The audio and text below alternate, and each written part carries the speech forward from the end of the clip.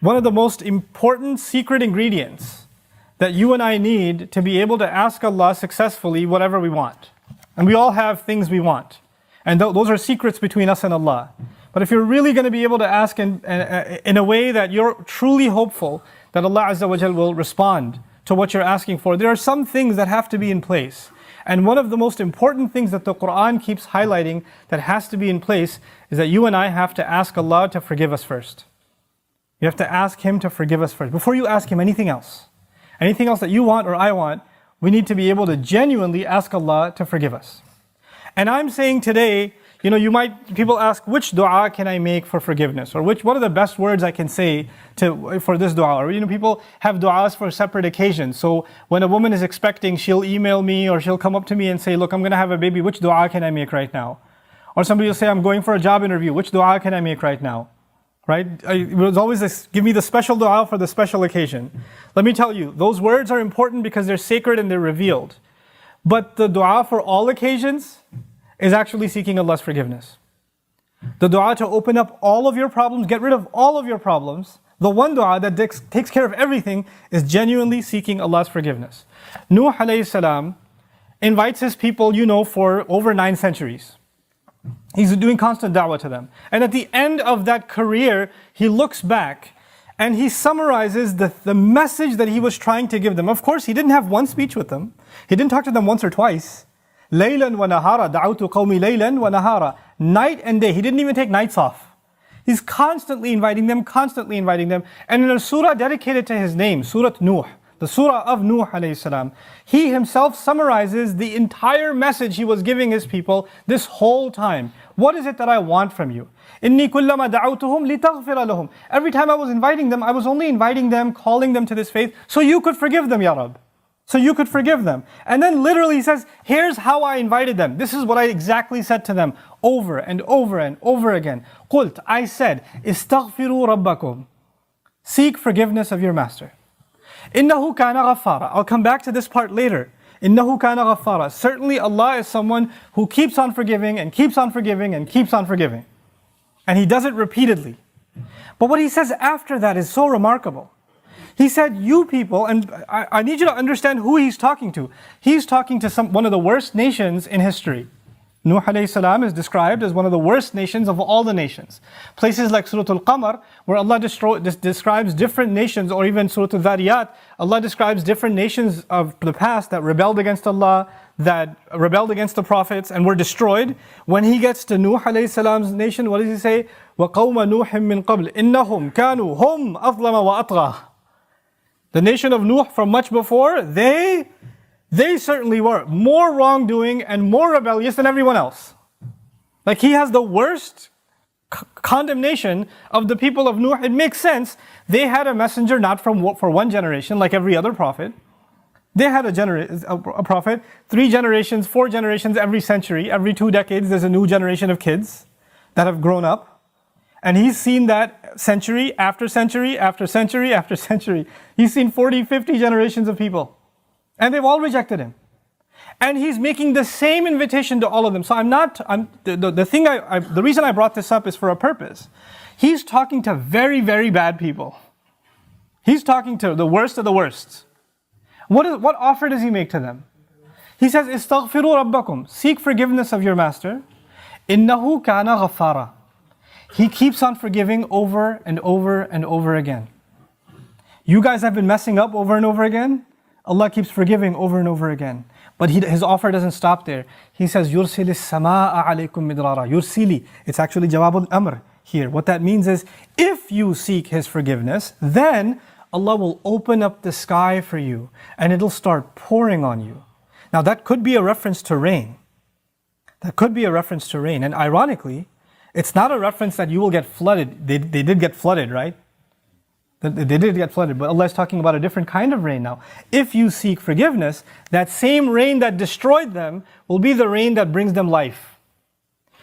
They didn't pray for rain. They didn't ask for rain. And Allah just asked them to make dua to be forgiven. But if you asked dua to be forgiven, the sky will open up and start pouring. Now Allah did not say water will pour. Allah did not say water will pour. He said the sky will pour, because the sky has a lot more than water. The sky has forgiveness that comes from the sky. The sky has peace, tranquility, faith, your provision, the solution to your problems. They come from the sky. He will open the floodgates, and everything held from the treasures of Allah that you haven't been getting because you haven't been seeking forgiveness is going to open up. Just ask for forgiveness. You're asking to solve problem A, problem B, problem C. There are problems you don't even know you have. Allah knows that you have them. If you and I just became genuine people of seeking forgiveness, then those problems would start getting solved by divine intervention. يُرْسِلِ السَّمَاءَ عَلَيْكُمْ مِدْرَارًا. And that's not even enough. You're asking forgiveness for who? Yourself. اسْتَغْفِرُوا رَبَّكُمْ is seek forgiveness for yourself. He says, وَيُمْدِدْكُمْ بِأَمْوَالٍ وَبَنِينَ, and He will extend you by giving you money and giving you children. He will further your good legacy with money and kids. It's not even money that will lead you away from Allah, because it's in the context of you seeking forgiveness. He'll give you good money that will lead to you doing more good and benefit you in this worldly sense and in the akhirah sense. And He'll give you good children that will give you goodness while they're alive. They will respect you, show you love, obey you, make you proud. They will give you happiness when they're alive. And even when you're gone, they'll continue to do good deeds that become a continuous investment for you after you're in your grave. Allah will give you all of these things. By the way, this is the same two words, money and children. Later on, وَإِنَّهُمْ عَصَوْنِي وَاتَّبَعُوا مَنْ لَمْ يَزِدْهُ مَالُهُ وَوَلَدُهُ إِلَّا خَسَارًا. They disobeyed me, and they only followed the people whose money and his kids do nothing but cause them more loss. Money and kids are a means of loss. But when money and kids come from Allah, after you seek forgiveness, they become gain. See, it's the same money and kids. It's the same money and kids. The only difference is, now they have the blessing of Allah's forgiveness on top of them. It's like they were contaminated until Allah purified them with His forgiveness. Istaghfiru rabbakum, and look, seek Allah's forgiveness. What doesn't open up? The sky opens up in ways you can't imagine. Guidance opens up for you. Understanding opens up to you. Your personal internal problems start going away. You know, anger, for example. Anger is a very hard thing to get rid of. Some people live a miserable life because they can't get rid of their anger. Something is eating inside of them and they're just not able to fight it. So much so that they recognize, I cannot get rid of my anger. And I bet Allah will not forgive me because I'm such an angry person. I'm not able to forgive. Sahaba were really angry at the occasion of Hudaybiyah. What did Allah say about the removal of anger? He said, أَنزَلَ السَّكِينَةَ فِي قُلُوبِ الْمُؤْمِنِينَ. He sent peace, calm, tranquility down from the sky into the hearts of the believers. Calmness doesn't come from you. It doesn't come from you, and we can't calm ourselves down. Musa's mother was dying of nervousness, of fear when she was putting her baby in the water. And Allah says, لَوْلَا أَرَّبَطْنَا عَلَىٰ قَلْبِهَا. Had we not tied her heart and kept her strong. Allah made her heart strong. She's not capable of that herself. She's too scarred for that. She's too traumatized for that. Allah, there is such a thing as divine intervention that will help you heal. There are sins that you have, tendencies that you have. Some people are very tempted by fahsha. Some people are very tempted by their anger. They can't control their anger. Some people are overrun with greed, constantly thinking about money. They can't even help themselves. The solution to these problems comes from Allah. This is how the sky opens up. The sky opens up for things that are deep inside you, and it comes and it solves that problem inside you. It cleanses you, just like the water cleanses the earth. So يُمْدِدْكُمْ بِأَمْوَالٍ وَبَنِينَ. But that's not enough. He says, وَيَجْعَلْ لَكُمْ جَنَّاتٍ وَيَجْعَلْ لَكُمْ أَنْهَارًا. He'll put in place for you gardens. He'll make rivers flow for you. This is Allah's way of saying, what will I not give you if you just ask for forgiveness? You and I think when we ask for forgiveness, the only thing we're getting is forgiveness. Allah is telling us, when you ask for forgiveness, there's nothing I don't give you. It's almost like you can ask for other things, or you could just ask for forgiveness and everything's covered.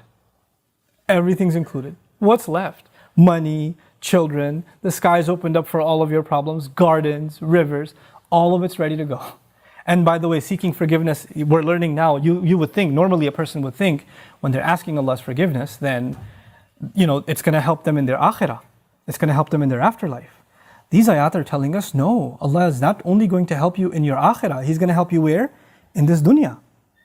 Think about Hajj. The biggest motivation you and I have for going to Hajj and getting our Hajj accepted is that our past sins are forgiven. We get a fresh start. That's the reason you go. You literally go in the clothes you're supposed to be buried in. Even in Hajj itself, when we're going to make the march, ثُمَّ أَفِيضُوا مِنْ حَيْثُ أَفَاضَ النَّاسِ وَاسْتَغْفِرُوا اللَّهِ. Go where people go, follow the people, follow the crowd, and seek Allah's forgiveness. Pour in and seek Allah's forgiveness. The essence of Hajj is seeking forgiveness. That's the purpose of it. That's the fundamental goal of it. And even in that, at the occasion of Hajj, what do we ask Allah? رَبَّنَا آتِنَا فِي الدُّنْيَا حَسَنَةً وَفِي الْآخِرَةِ حَسَنَةً. Every tawaf. Same dua, the dua from Quran that describes what you should do at Hajj. وَمِنْهُمْ مَنْ يَقُولُ رَبَّنَا آتِنَا فِي الدُّنْيَا